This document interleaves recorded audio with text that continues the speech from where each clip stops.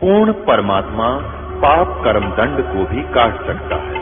अभी तक जिस भी संत व महापुरुष से मिले, उन्होंने यही बताया कि पाप कर्म फल भोगने से ही समाप्त होगा। वो प्रभु कौन है जो पाप कर्म को काट देता है, वो काल के बंधन से छुड़वा देता है। उसका क्या नाम है, पूजा की विधि क्या है? कृपया अवश्य सुनिए जगत गुरु तत्वदर्शी संत रामपाल जी महाराज के अमृत वचन।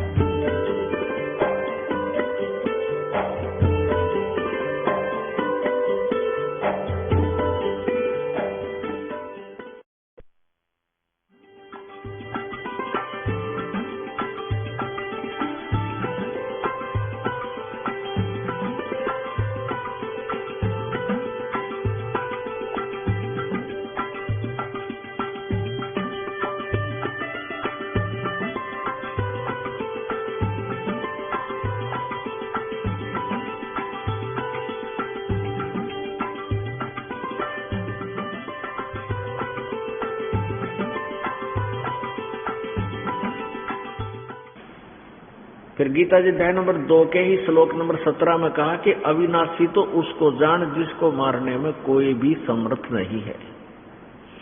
गीता जी अध्याय नंबर 4 के श्लोक नंबर 5 और 9 में कहा कि अर्जुन तेरे और मेरे बहुत जन्म हो चुके, तू नहीं जानता। मेरे जन्म और कर्म दिव्य है, अलौकिक है। इसलिए गीता जी अध्याय नंबर 18 के श्लोक नंबर 62 में कहा कि अर्जुन तू सर्वभाव से उस परमात्मा की, उस परमेश्वर की शरण में जा, जिसकी कृपा से तू परम शांति और सनातन परम धाम को प्राप्त होगा। परम शांति उसी समय होगी जब हमारा जन्म और मृत्यु का रोग कट जाएगा। अब ब्रह्म कह रहा है कि परम अक्षर ब्रह्म की साधना करो, उस पूर्ण ब्रह्म की साधना करो। उसके लिए गीता जी अध्याय नंबर 4 के श्लोक नंबर 34 में कहा है कि जिस सच्चिदानंद घन की वाणी के विषय में गीता जी अध्याय नंबर 4 के श्लोक 32 में बताया है कि उसमें विस्तार से ज्ञान कहा हुआ है।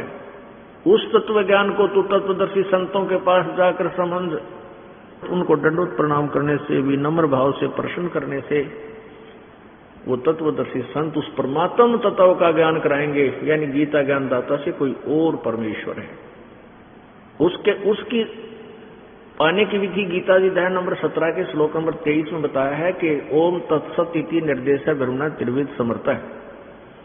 ओम तत्सत ये सच्चिदानंद घन ब्रह्म यानी पूर्ण परमात्मा की साधना, उसकी प्राप्ति, उससे मिलने वाले लाभ को लेने के लिए ये 3 मंत्र का जाप है। ओम तत्सत ये जाप नहीं है ओम तत्सत ओम तत्सत, इसके आगे हरि और लगा देते हैं ये नकली संत, हरि ओम तत्सत हरि ओम तत्सत, ये गोटा लाए, जैसे कोई लाभ नहीं होना। ओनली 3 मंत्र, ओम तत् और सत्य, ये सांकेतिक है, ये दास बताएगा और दास से ही प्राप्त करके लाभ होगा। चाहे मेरे से नाम लेकर कोई नकली अपनी कर्म फोड़ भी रहा हो, नाम भी देता, उससे कोई लाभ नहीं होगा। ये फाइनल समझ लेना। अभिमान नहीं करता, क्योंकि दास इन नकलियों का दुखी करा हुआ है।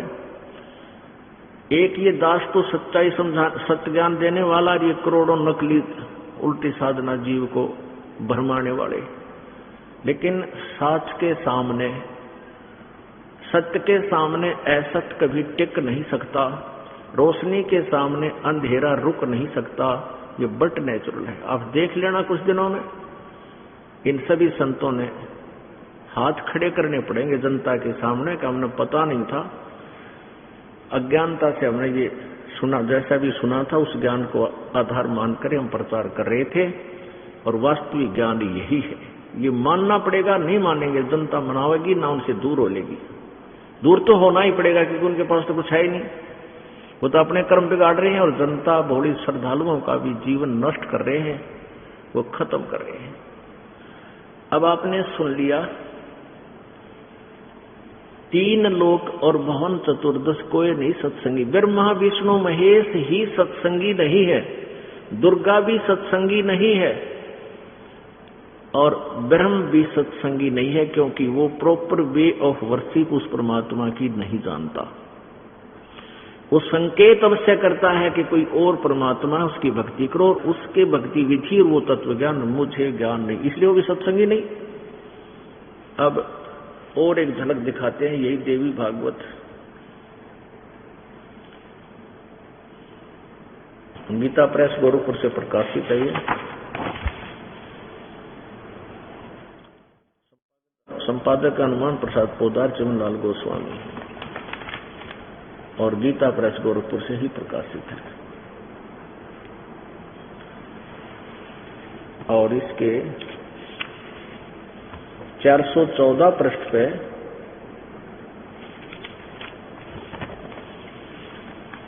और छठे सकंद में, वो आपने 562 जो पढ़ा था वो 7वां सकंद था, ये छठे सकंद में और 414 पृष्ठ पे। जन्मेजय ने पूछा, जन्मेजय ने पूछा, महाभाग किस युग में कैसा धर्म का स्वरूप है? इस संपूर्ण विषय को विशेष रूप से बताने की कृपा कीजिए। व्यास जी बोले, जन्मेजय को व्यास जी राइटर ऑफ द पुराण बता रहा है, राजन यह निश्चय है कि सतयुग में ब्राह्मण वेद के पूर्ण विद्वान थे। उनके द्वारा निरंतर भगवती जगदम्बा की आराधना होती थी। भगवती का दर्शन करने के लिए उनका मन सदा ललायित रहता था। आलिया और कलयुग सतयुग के ब्राह्मण ऋषियों का, ब्राह्मण को चाहे ऋषि, कहते हैं कि वो वेद के पूर्ण विद्वान थे और दुर्गा की पूजा करते थे। तेरा गजब हो। और ये कलयुग के ब्राह्मणों के बारे में क्या लिखा है? ये सतयुग के ब्राह्मणों की यह बुद्धि थी, ऐसा उत्साह ज्ञान था, नकली ज्ञान था इनका। तो वर्तमान के ब्राह्मण ऋषि और ये नकली गुरु ये क्या बता पाएंगे? ये तो स्वयं भ्रमित है। अब देखिए कलयुग के ब्राह्मणों की दशा क्या बताई है इसी छठे सकंद के इसी 414 पृष्ठ पे। ये आपको सुनाया अभी, और इसी पैरे में इसी पृष्ठ पे। धर्म की यही सती थी, त्रेता में भी रही, परंतु कुछ ह्रास हो गया। सतयुग की जो सतीथि थी वह द्वापर में विशेष रूप से कम होगी। राजन उन प्राचीन युगों में, अब देखो, उन प्राचीन युगों में जो राक्षस समझे जाते थे वो इस कलयुग में ब्राह्मण माने जाते हैं। जो सतयुग त्रेता द्वापर में राक्षस माने जाते थे वो कलयुग में ब्राह्मण माने जाते हैं, क्योंकि अब के ब्राह्मण प्राय पाखंड करने में और वैदिक धर्म कर्म से अलग रहना, पाखंड करने में तत्पर रहते हैं। दूसरों को ठगना, झूठ बोलना और वैदिक धर्म कर्म से अलग रहना कलयुगी ब्राह्मणों का स्वाभाविक गुण बन गया। 3 लोक और भवन चतुर्दश को ये नहीं सत्संगी। अपनात्मा इस काल ने जानबूझकर हमें गुमराह किया हुआ है। इसका उद्देश्य ये है कि इन प्राणियों को इनके पिता के बारे में और इनके मूल स्थान के विषय में जानकारी ना हो जाए, कहीं ये यहां से भाग ना जा। इसने हर तरह से हमें बाई फोर्स बांध रखा है और इसके लिए एक एक गुण युक्त हमारे में से ही एक एक पुण्यात्मा को इसने सिलेक्ट कर लिया और उनका नाम ब्रह्मा विष्णु महेश रख दिया और उनको एक एक गुण युक्त कर दिया। ना ब्रह्मा के बस की बात, ना विष्णु जी के बस की बात, ना शिव जी के बस की बात, क्योंकि इस काल ने बड़ी सुनियोजित तरीके से एक षड्यंत्र के तहत हम सभी को यहाँ फंसा रखा, रोक रखा। इनको तीनों को एक एक गुण युक्त कर दिया। इनसे निकल रहे गुण से हम प्रभावित हैं। भगवान ब्रह्मा जी के रजोगुण के प्रभाव से हम यहाँ संतानों उत्पत्ति करते और फिर यहाँ के राजपाट ठाट की हम यहाँ की चाह करते हैं। जैसे कोई शराबी ने शराब पी ली या भांग पी ली की तरह, उसका बस की बात नहीं है। वो तो वैसी ही गतिविधि करेगा ही करेगा, उसकी कोई बसावे को नहीं। वो तो उसको कोई एंटीबायोटिक वस्तु दी जा, वो नशा उतरे उसका, फिर वो उठे और तरह की। अब शराब पी करके इंसान कहीं भी गिरा पड़ा है, चाहे किधर मूत में पड़ा है पेशाब में, और चाहे किधर रेत में पड़ा है, उसको पता ही नहीं तू कहाँ है। और जब उसका वो नशा उतर जाता है, फिर उसको वो देखता तू कहाँ पड़ा था, फिर उसको बहुत गलानी होती है। तो ऐसे हम इस गंदे लोक में फंसे पड़े हैं। हमारे को कितना धोखा दे रखा है। कहते हैं हाड चाम का पूतला यू मानस दर दिया नाम। इस शरीर के अंदर हाड चाम, कहते मांस के ऊपर हाड मांस और इस रक्त के ऊपर परमात्मा कहते हैं ये चाम लपेट दिया। कबीर कहा गर्भियो यो चाम लपेटे हाड, ये चाम लपेटे हड और हैवर गैवर छत्तर तल ते भी देवा खड।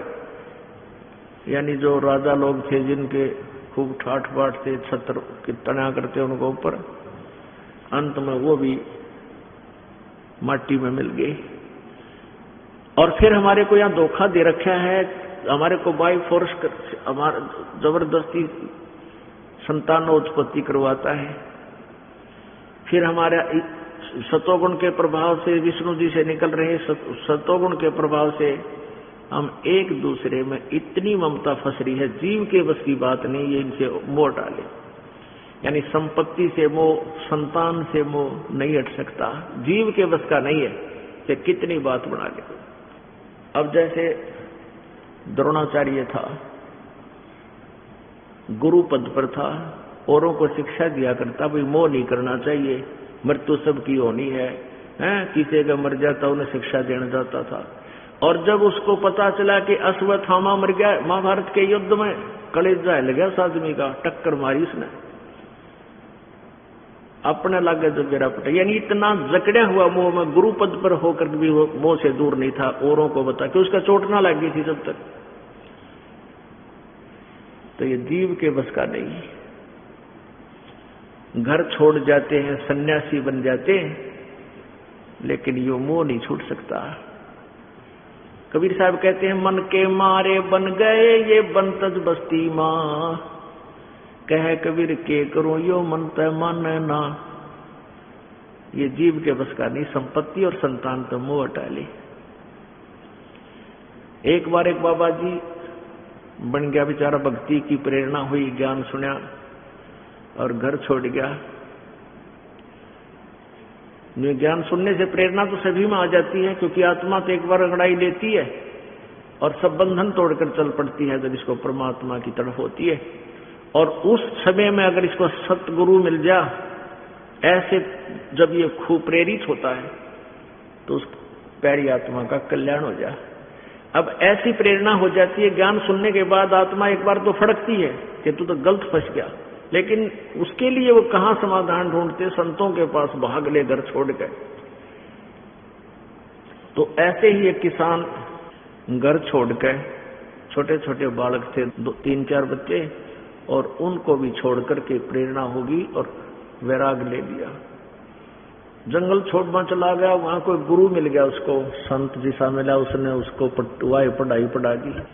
अब वो जो जंगल में बैठे हैं या कहीं दूर गुफा बनाकर बैठे हैं, कोई डेरा आश्रम बना रहे हैं, उनको पता होता है कि ये जो प्रेरित होकर आज आया है, कुछ दिनों में यू फिर ना फंस जा, उल्टा तेरा सेवक ना चला जा। तो उसने क्या किया, 12 वर्ष तक उस व्यक्ति को कहीं जाने ही नहीं दिया और अपने आश्रम में रखा। वहां एक गुफा में कह दिया यहाँ तू भजन कर ले, साधना कर ले। वो साधना करता रहा। एक दिन वो गुरुजी बीमार हो गया और उसने सोचा ये भी पक्का हो गया, तो इसका कुछ बात याद आई कोई ना घर की, ये भी सही हो रहा है। कहा उसको कि जा भाई भिक्षा लिया।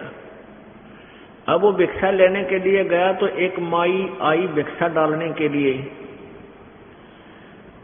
एक बालक ने तो गोदी ले रही, एक उसके दामन में पकड़ रहा, और वह जो ही उसको भिक्षा डालने आई, एकदम उसके मन में अपने बालक याद आ गए कि मैं छोटे छोटे बच्चों को छोड़कर आया था, कोई 2 वर्ष का, कोई 3 वर्ष का, कोई 4 का।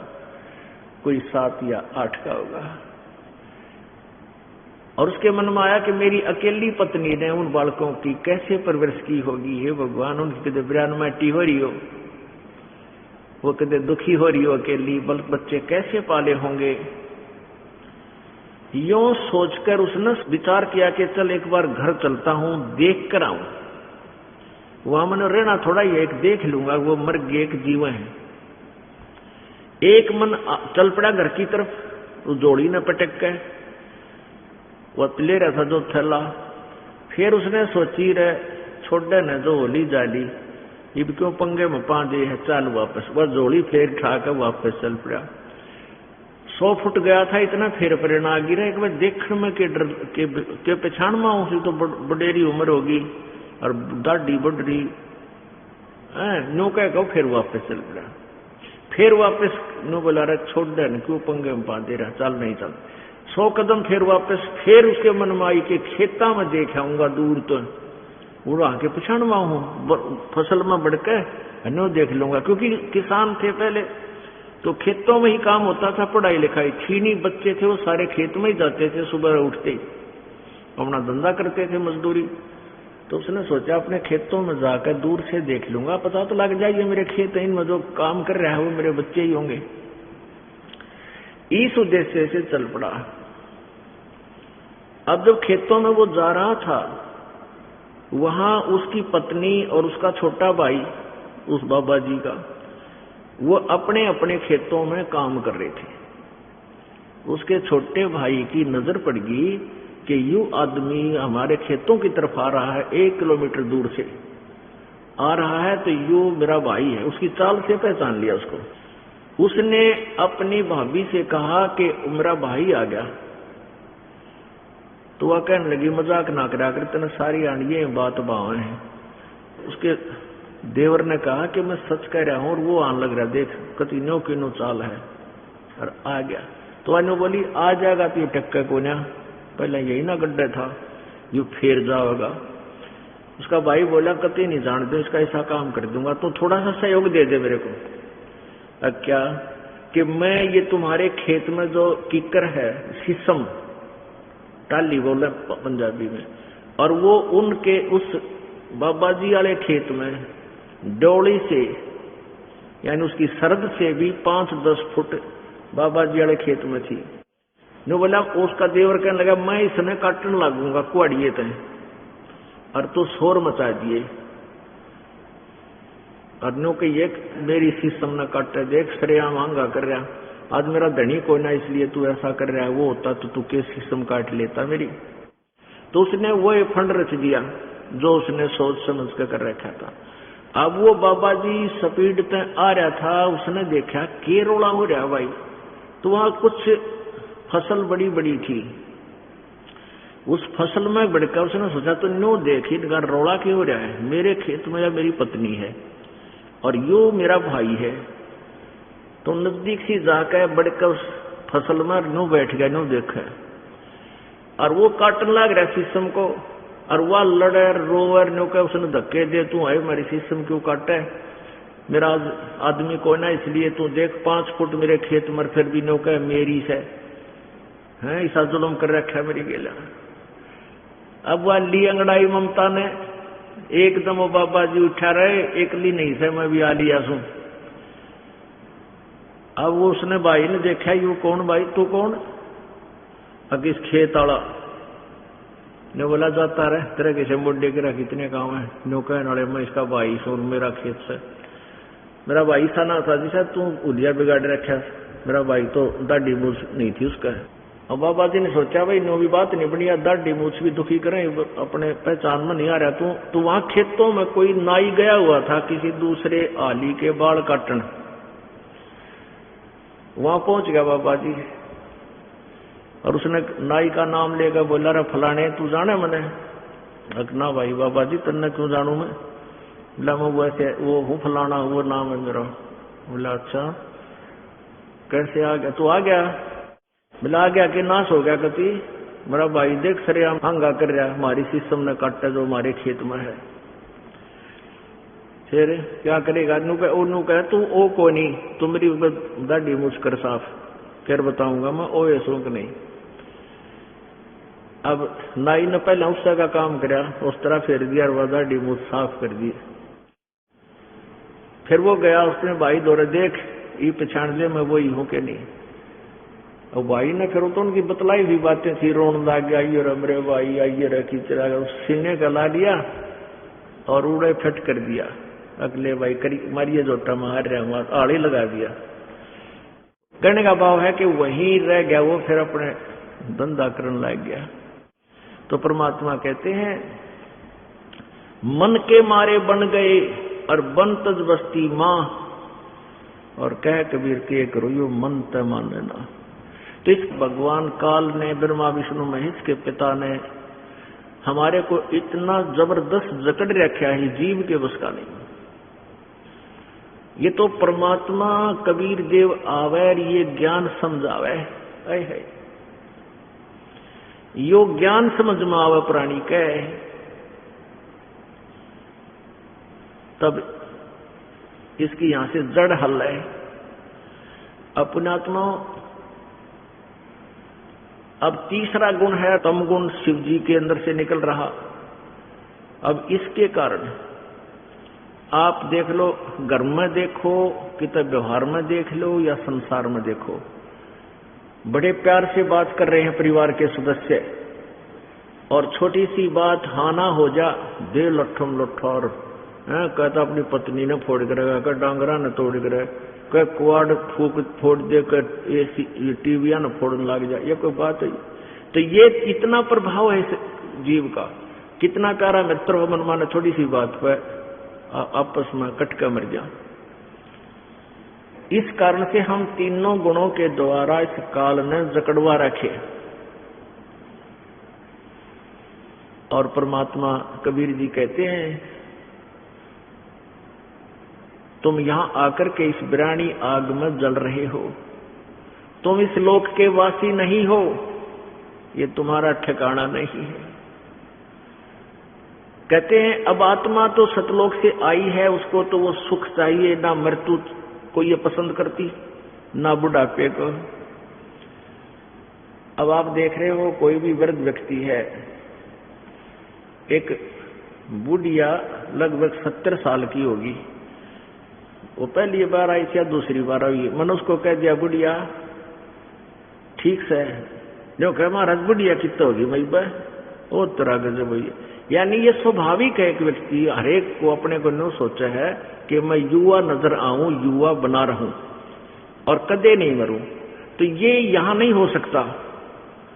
वो तय सतलोक में है, वहां जरा और मरण नहीं है, वहां बुढ़ापा और मृत्यु नहीं है, और वहां कोई रोग शरीर में नहीं है, किसी चीज का अभाव नहीं है। वहां पर सदाबहार वृक्ष हैं, फलदार वृक्ष, अमृत वृक्ष, अमृत जैसे फलों से लदपद मीठे, बहुत सुंदर, हर प्रकार के वहां दूधों के जो है पूरे दरिया बह रही है, समुद्र भरे पड़े हैं, हर तरह की वहां सुविधा है। हम उसको छोड़कर यहाँ भिखारी बन गए, सारी उम्र बीत जाए शरीर के लिए ही लगे रहते हैं।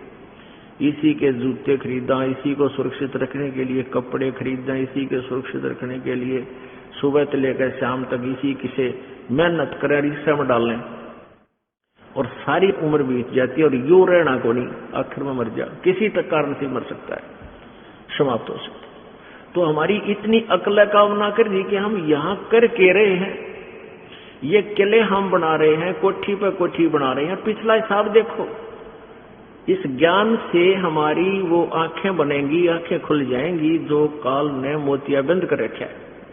सर्व सोने की लंका होती रावण से रणधीरम, एक पलक में राज विराजीव जम के पड़े जजीरम। सारी सोने की लंका थी, रावण जैसे सूरवीर थे, और एक पलक में राज रहाना, स्वयं रहाना, राज विहीन हो गया, राज विराजी, और काल के पड़े जजीरम, यम के दूत जोड़ के ले गए उसमें।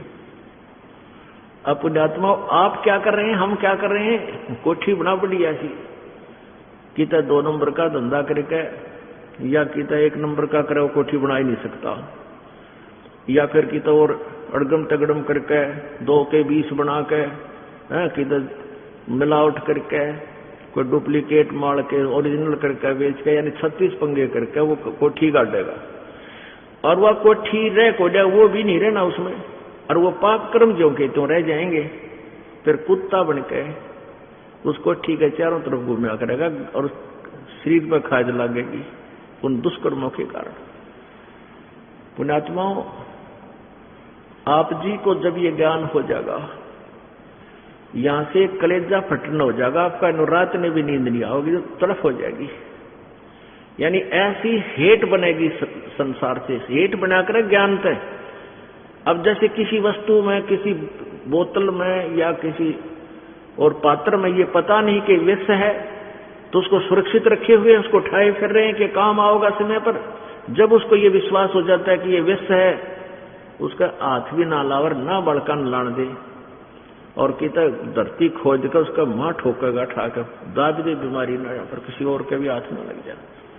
कहते हैं भौरा ना भर में विष के वन में चल बेगमपुर बागरे। ये सब विषय विकारों का और ये विष है जो हमारे नस नस में समाया हुआ है, इन तीनों गुणों का काम क्रोध मोह लोभ अहंकार रूपी ये 5 विकार हमारे अंदर समाये हुए हैं। इस विष को उतारने के लिए ये सत्संग की आवश्यकता है जो कबीर परमेश्वर ने हमें बताया है। अब पुण्यात्माओं, जो पहले के भक्त हैं 10-15 वर्ष से, 10 वर्ष से, 6-7 वर्ष से जो ठीक सुचारू लग रहे हैं, आज उनके घर में सुख देख लो आप। ठीक है, उनको कोई कष्ट नहीं आ रहा, इसलिए भले ही उनको ये ना हो कि हमें विशेष लाभ नहीं हो रहा, लेकिन जय शरण में ना है वो प्राणी, एक बार हॉस्पिटल में जाकर देख लेना, कोई आसपास हॉस्पिटल हो आपके, मेडिकल में देख लेना रोहतक। जब ये मन बकवाद करा करता है अजीब है, तो वहां हॉस्पिटल में चक्कर लाते, वहां देखा किसी का कुछ हो रहा है, किसी का कोड लाग रहा है, किसी को कैंसर हो रही है, किसी का इकलौता बेटा वहां तड़फ रहा है, माँ बाप रो रहे हैं, बुरा हाल हो रहा है, किसी का दरंग मार रहा है, किसी का कुछ हो रहा है, किसी का कीता नड़ी ला रखी है, किसी का कीता का टट्टी काट रखी है, या दुर्गति हो रही प्राणियों की। और जो मालिक की शरण में है वो आराम से सहन से रह रहे हैं। अब उन्हें नो लगता होगा का दिन है कि हमने विशेष लाभ ना हो रहा, अरे ऐसी बात नहीं है, वैसे तो ऐसा है ही नहीं। फिर भी तो कहने का भाव ये है कि जब आपको ये ज्ञान हो जाएगा कि हम इसे गंदे लोक में फंसे पड़े हैं, और मान लीजिए इस जन्म में तो आपने कहा कि मकान बढ़िया बना भी लिया, तो आगे क्या मिलेगा इसमें, फिर दोबारा जन्म को पुण्यकर्मी को फिर मनुष्य शरीर मिल गया, तो फिर ये प्रोसीजर शुरू है, यह दुर्गति फिर रहेगी। अपने आत्माओं, अब पुराने भक्त हैं वो इस स्थिति के निकट जा रहे हैं। अब वो केवल यहां से यही कहते हैं जी पीछा छुटवाइयो, इबका ना छोड़ियो यहाँ पर इस गंदे लोक में। ठीक है, वो अपने काम भी कर रहे हैं, धंधा भी कर रहे हैं, लेकिन उनके अंदर जगह बन चुकी है कि यहाँ हम दोबारा ना आवा परमात्मा। अब जब जिसके जहां आशा ता बासा हुई, अब हमने यहाँ ना आने के लिए कहाँ जाए, वो स्थान पता लग गया कि सतलोक है। एक भक्त कहने लगा, ये सारा ज्ञान सुनकर, और अच्छा बुद्धिमान सा व्यक्ति दिखा, 50-55 साल की उम्र का, 60 के आसपास था वो, और एजुकेटेड आदमी दिखा है। उससे चर्चा कर दी दास ने आज से 15 साल 10 साल पहले, 12 साल पहले। वो काफी प्रभावित हुआ, फिर कहने लगा कि महाराज जी मैं पक्की धुन का आदमी हूं, और जो ज्ञान आपने बताया है ये आज तक किसी ने जिक्र भी नहीं किया, मेरा आगे को सपने में भी नहीं सुना। जो कोई सतलोक है ऊपर और वहां सारे सुख हैं, और मैं ऐसा धुन का पक्का हूं, जब मैंने नाम ले लिया मैं काम पूरा करा करूं। और मुझे ये डर लग रहा है कि कहीं मैं अकेला वहां चला जा, कोई भी ना पावे मैंने, तो मेरा जी ना लगे, इसलिए मैं नाम लूं को नहीं। मैंने उससे कहा, भगत आदमी अरे ये दास कहे और आंखों देखी कितने संत कहने लग रहे। तो वो कहने लगा जी ठीक है, आप भी कह रहे हो और भी कह रहे होंगे, पर मन ने तो आज सुना है और मैं नाम में कौन लूं, क्योंकि मैं लाग गया तो पक्का काम करूंगा। मुझे डर है कहीं मैं एकला वहां धक्के खाऊं, कोई भी ना पाओ, मेरा जी लागे को नहीं।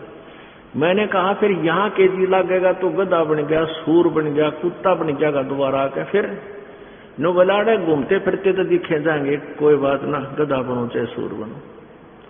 यानी ऐसी वृत्ति फंस गई हमारी यहाँ पर। और उसका ये दृष्टिकोण भी एक पहली बार ये सुनते हैं कि कहीं उधर कोई गप्पे मारता हो, कुछ भी ना हो वैसे सट्टे मारो, नहीं, ये भगवान की बताई हुई बातें हैं। और वेदों में प्रमाण, वेदों को तो पवित्र हिंदू धर्म एथेंटिक शास्त्र मानता है, सत्य शास्त्र मानता है, प्रमाणित शास्त्र मानता है, और उनमें प्रमाण और आंखों देखा संतों ने प्रमाण दिया। तो जो पुराने भक्त हैं उनको परमात्मा ने बहुत सुख दिया। अब वो सुख नहीं मांग रहे, क्योंकि वो सुख तो उनको बिना मांगे मिल रहा है, क्योंकि वो पुण्य धर्म ऐसा भक्ति कर रहे हैं। कुछ ऐसे मंत्र भी हैं जो पहले आपको ये लाभ ही शुरू करते हैं, जो प्रथम मंत्र आपको देते हैं। और जो भक्त नए आए हैं, पहली बार आए हैं, वो किसी को प्रेतों से दुखी है, कोई शरीर से दुखी है, कोई रोग कष्ट है, किसी के पुत्र को नहीं, किसी का और बीमारी है, कोई धन का अभाव है, किसी के पशु मर जाते हैं, तो वो सिर्फ यही मांगने आते हैं कि हे भगवान हमें ये वस्तु मिले। अंधा आंख चाहता है, पुत्रहीन संतान चाहता है, निर्धन केवल धन मांगता है। और पुण्यात्माओं जब उसकी यह डिमांड पूरी हो जाती है तो फिर वो परमात्मा की तरफ कुछ सोचता है। अब हम इतने अज्ञानी और विवश कर दिए काल भगवान ने, तो परमात्मा कबीर जी के शरण में आने के उपरांत आपको कुछ दिन विश्वास कर लगना पड़ेगा, और विश्वास भी करा देगा, ये समर्थ शक्ति है। अब विश्वास कैसे परमात्मा कराता अपनी प्यारी आत्मा पे?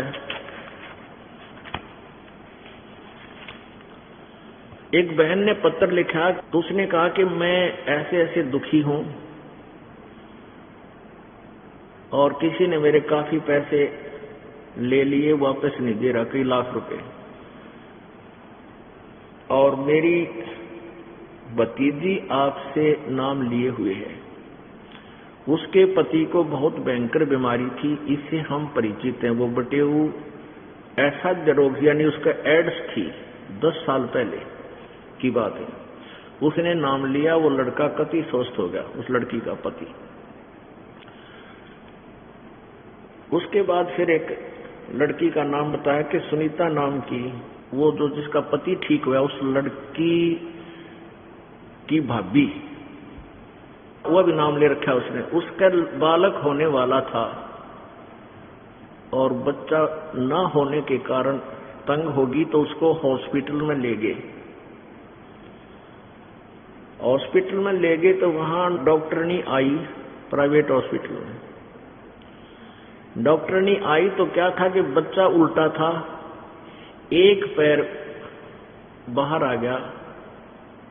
डॉक्टरनी ने जब देखा, नोबलिस ने ले जाड़े था के, तो मन मरुआ होगी के या तो मरगी, ये नहीं जी सकती। तो उस लड़की ने, जिसका बालक हुआ था, जब उसने ये बात सुनी, वह ने बोली हाय री मां मरगी, नाम ले रही। अब उसकी जो ननद थी उसने कहा, जो चिट्ठी लिखने वाली बता रही है कि उसने उसको कहा कि तुम मां ने याद ना करे, कबीर बंदी छोड़ने और गुरुजी ने याद करे। ये बेबे बता रही है कि जो ही उस लड़की ने बंदी छोड़ कबीर जी और इस दास का नाम लिया, उसी समय वो पैर उल्टा अंदर चला गया और लड़का सीधा हो गया और 2 मिनट में बालक हो गया, लड़का हो गया। बोलो सतगुरुदेव।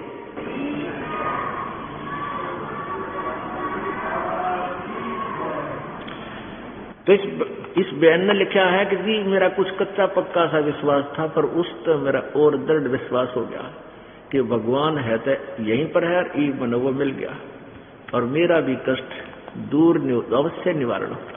तो पुण्यात्माओं, परमात्मा है तो वो सारे काम करेगा, आपके दुख भी दूर करेगा, विश्वास भी करा ओए जागा, क्योंकि हम सारा भटक लिए, धक्के खा लिए। परमात्मा कहते हैं पर्वत पर्वत में फिरा कारण अपने राम, राम जैसे संत मिले जिन सारे सब काम। अपने आत्माओं, जग सारा रोगिया रे, जिन सतगुरु वैद न जाण्या, जग सारा रोगिया रे, जग सारा रोगिया रे, जिन सतगुरु वैद न जाण्या, जग सारा रोगिया रे।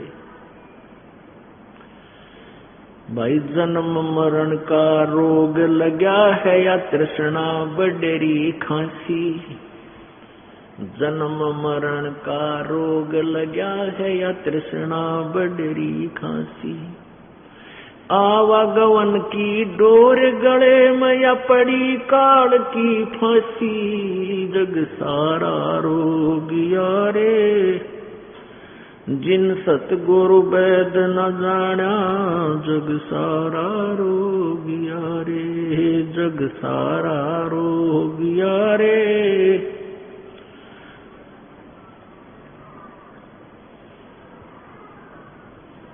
भाई सच्चा सतगुरु कोई है न पूजे, ये झूठों जगपतियासी, सच्चा सतगुरु कोई न पूजे, इन झूठों जगपतियासी। अंधे की मां गई अंधे न ये मार्ग कौन बतासी, जग सारा रोगिया रे, जिन सतगुरु वैद न जाण्या, जग सारा रोगिया रे, जग सारा रोगिया रे।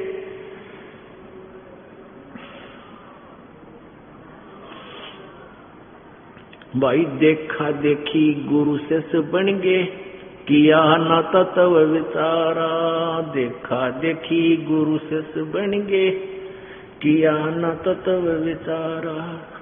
गुरु से दोनों के सर पे काल ठोके पंजारा, जग सारा रोगिया रे, जिन सतगुरु वैद न जाण्या, जग सारा रोगिया रे, जग सारा रोगिया रे।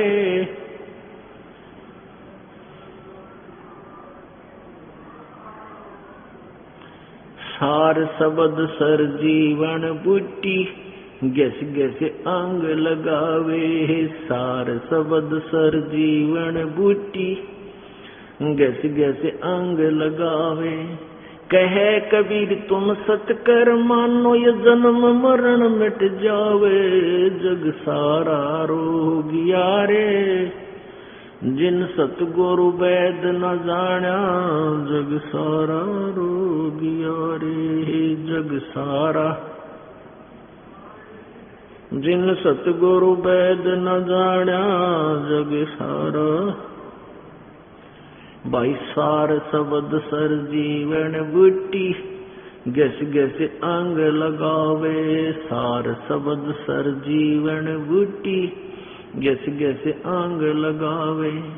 कहे कबीर तुम सत कर मानो, ये जन्म मरण मिट जावे, जग सारा रोगिया रे, जिन सतगुरु वैद न जाण्या, जग सारा रोगिया रे, जग सारा। जिन सतगुरु वैद न जाण्या, जग सारा रोगिया रे। सत साहिब अब क्या बताते हैं परमात्मा स्वयं ही आकर के अपना यथार्थ ज्ञान देते हैं कि जग सारा रोगिया रे, जिन सतगुरु वैद नहीं जाना, जग सारा रोगिया रे।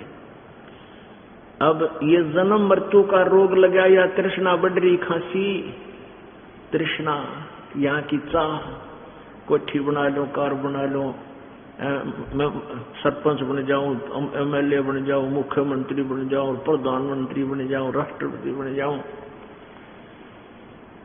या तो उसकी अपनी चाह। और यथार्थ ज्ञान ना करने से फिर क्या होगा? परमात्मा कहते हैं कबीर हरि की भक्ति बनियो राजा ऋषभ हो।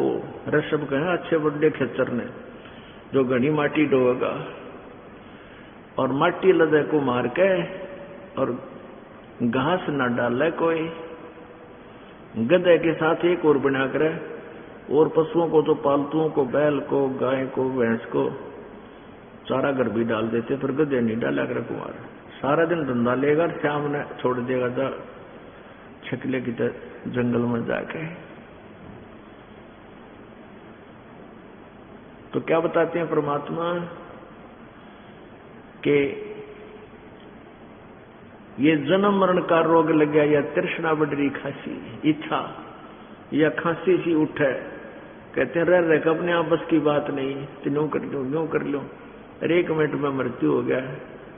जो करना था वो कर नहीं रहा। जो अगर मालिक का नाम भी साथ होगा तो ये काम भी तेरे ठीक होंगे। और परमात्मा आपको इतना ही देगा जितनी आपको आवश्यकता होगी, क्योंकि ये माया जीव की सबसे बड़ी दुश्मन है। और ये जीव बालक है, हम बच्चे हैं, हमने कोई पता ही नहीं, हम पता नहीं किस चीज की चाह कर लें। जैसे सर्प है, बच्चा सर्प को भी पकड़ लेता है और उसको डस देता है, वो मर जाता है या हानि बहुत हो जाती है। एक माई कह रही थी मेरी जो बेटी का, लड़की का लड़का जो था, छोटा सा था, को 2-2.5 साल का होगा, और वो कहीं पशुओं का अलग से बना रखा था, वहां सुबह सुबह वहां चला गया, वहां खेल लिया करता, अकेला बैठा रहता। तो वहां उसका सांप लड़ गया, तो उसका पैर पे लड़ा, तो उसका धीरे धीरे सोजश शुरू होगी। ये किसी का शक नहीं, उसने पता नहीं, वो लड़के गया, उसने उसकी तरफ ध्यान भी नहीं दिया कि इससे तो मुझे इतना पीड़ा होगी बच्चे ने। तो वो ले गए किसी डॉक्टर के पास, डॉक्टर ने कहा इसका सांप लड़ गया, लड़ा हुआ है। उस लड़के से पूछा कि बेटा वो कैसी चीज थी जो तुझे तेरे डस गया, वो तेरे को काट लिया? नो बोला भैंस के पुच्छड़ के साथ था, काला काला। अब उसको पता नहीं था बेचारे को, उसी को पकड़ने लग गया, उसे खेलने लग गया। तो कहने का भाव ये है कि जब बच्चा सियाना हो जाता है तो सांप से परिचित हो जाता है, कितना खूंखार जानवर है, तो फिर आप तो निकट आवे को नहीं, औरों को भी नहीं आने दे। दूर हो लो, सांप आ गया तो डांक ठोक देगा, छलांग लगाओगा, भाग जाएगा। तो ऐसे ही जब तक हम इस व्यस से परिचित नहीं, इस माया से परिचित नहीं, ये कितनी भयंकर है हमारे लिए, तब तक हम इसको बस कठियकरण पर लगे रहते हैं। अब देखो आप कितने उदाहरण सुनते हो, देखते हो। एक भगत बता रहा था कि मेरा मित्र डॉक्टर, और उसका कोई संतान नहीं, आर्ट का डॉक्टर और आर्ट का मरीज।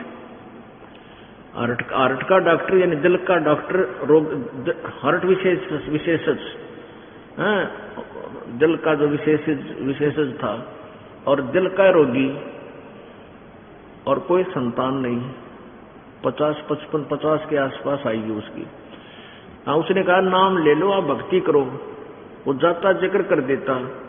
1-2 बार तो डॉक्टर बोला को नहीं, हाँ लेवांगे, देखांगे, कभी टाइम लगेगा। फिर ने बोला भगत जी आप यह चर्चा करते हो ना, मन कति अच्छी नहीं लगती आपकी, आज तक मैंने आपको मना नहीं किया, नाराज ना हो, पर वो यह चर्चा मेरा विक्रय ना करो, मन कति नहीं सुहाती।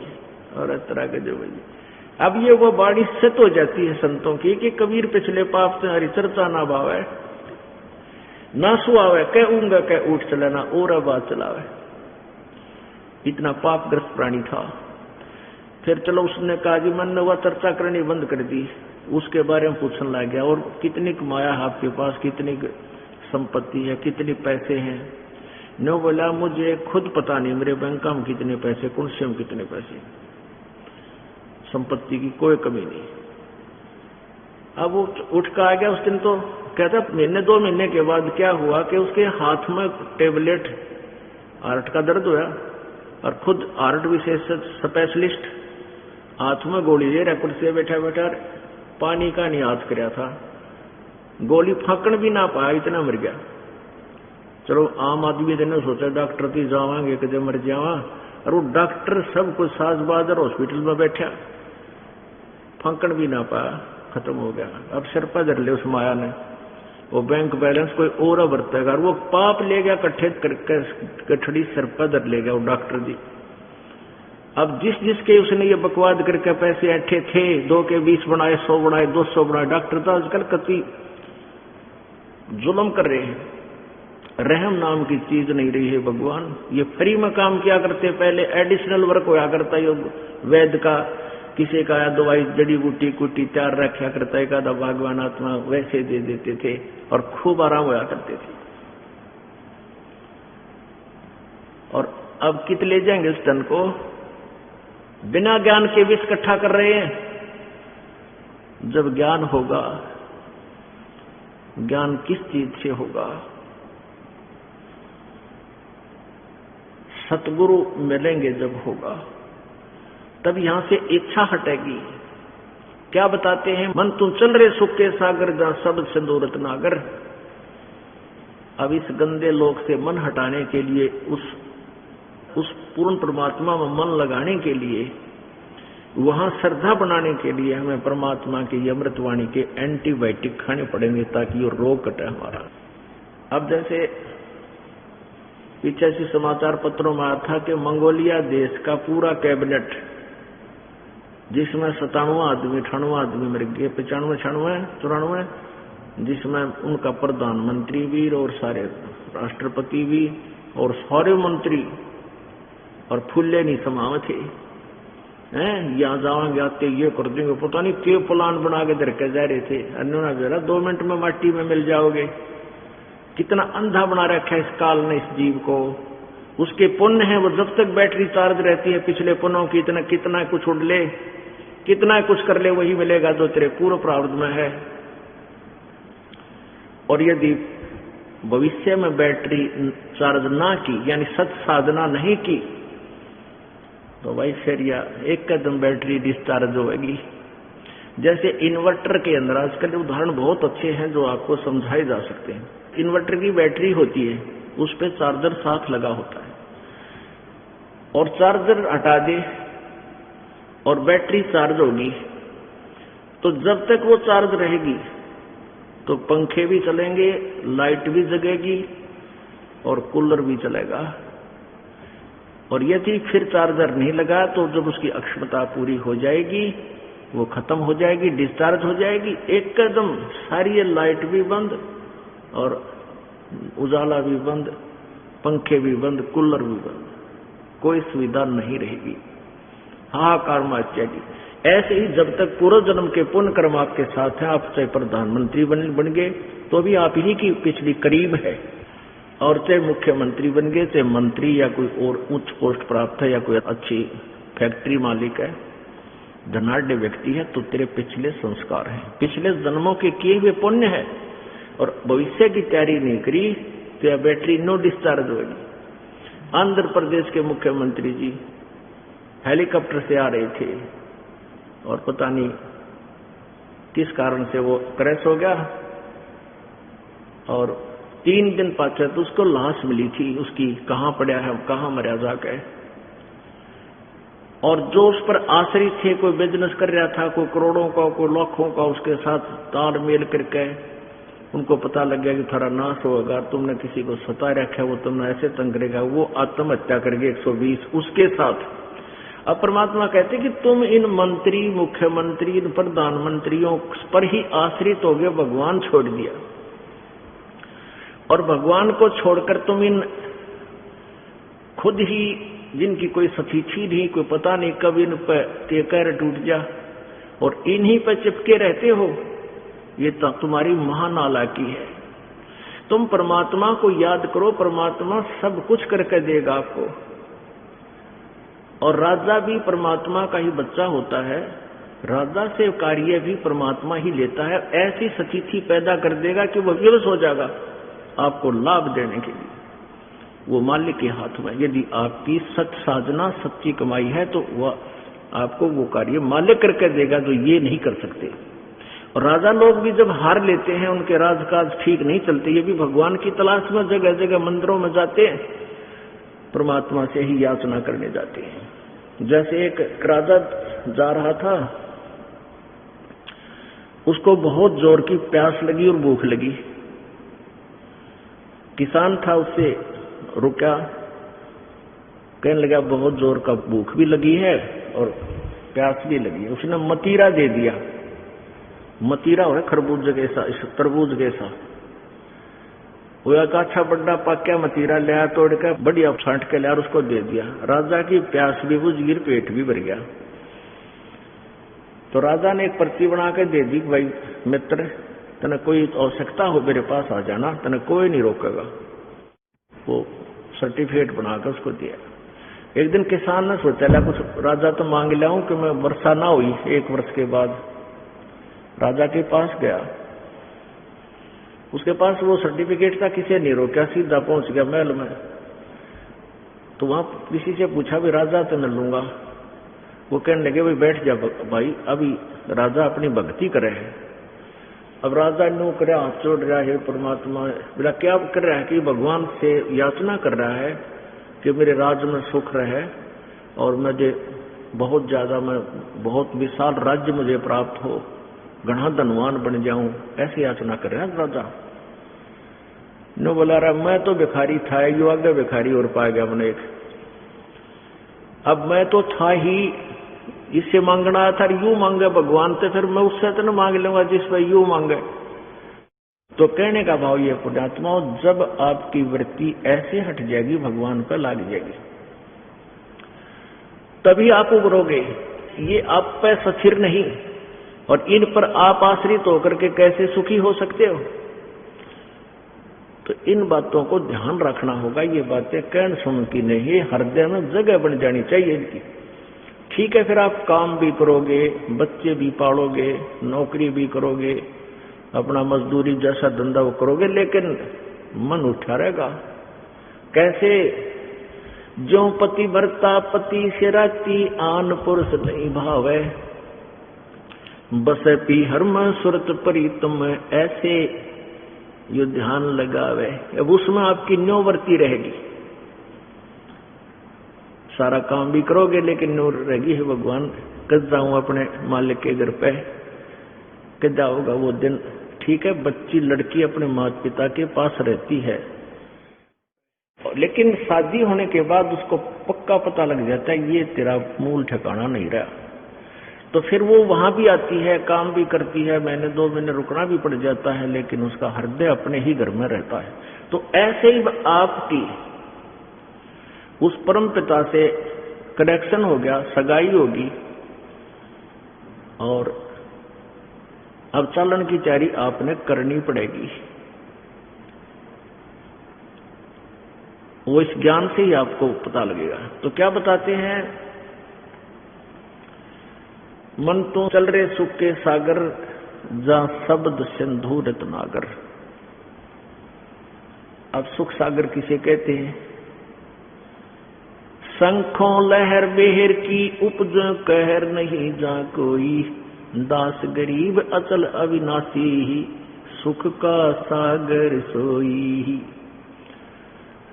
कई बार आप अकेले बैठे होते हो, सुबह सुबह या किसी भी समय एक ऐसी हिलोर उठती है अंतरतः, ऐसी उमंग सी उठती है, और ऐसी उस समय कोई भी बुरा नहीं लगता, दुश्मन भी पराया नहीं लगता।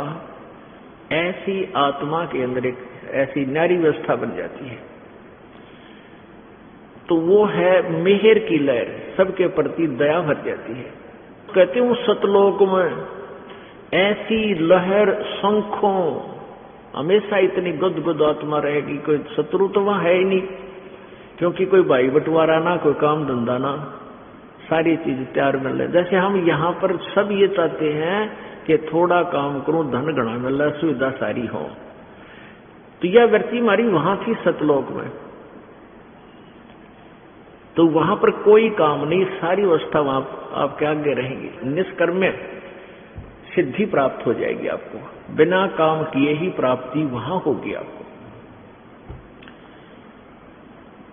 तो क्या कहते, जब वो लहर चली जाती है अंदर से, फिर वो एक कहर टूट जाते हैं, फलाना काम नहीं हुआ, ऐसा नहीं हुआ, उसको ऐसे कर दूंगा, ऐसे कर दूंगा, यानी वो अंदर फिर उथल पुथल शुरू हो जाती है, वो कहर की लहर होगी।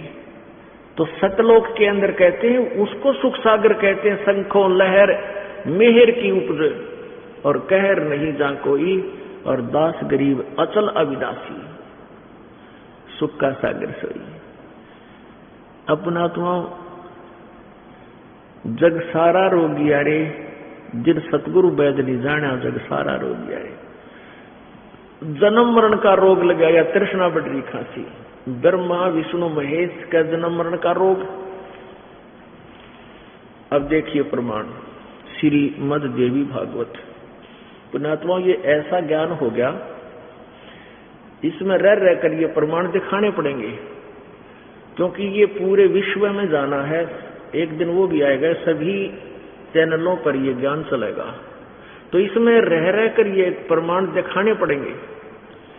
नहीं तो पहली बार कोई भक्त सुनेगा एकदम उसका तो कुनीन जैसा मुंह कड़वा हो जाएगा, जैसे कुनीन की गोली खाया करे। और पुण्यात्माओं, जिसके कोई रोग है मलेरिया, तो कुनीन की गोली खानी ही पड़ेगी, चाहे इच्छा करके खा ले चाहे अनिच्छा से खा, वो खाए बिना रोग कटे को नहीं।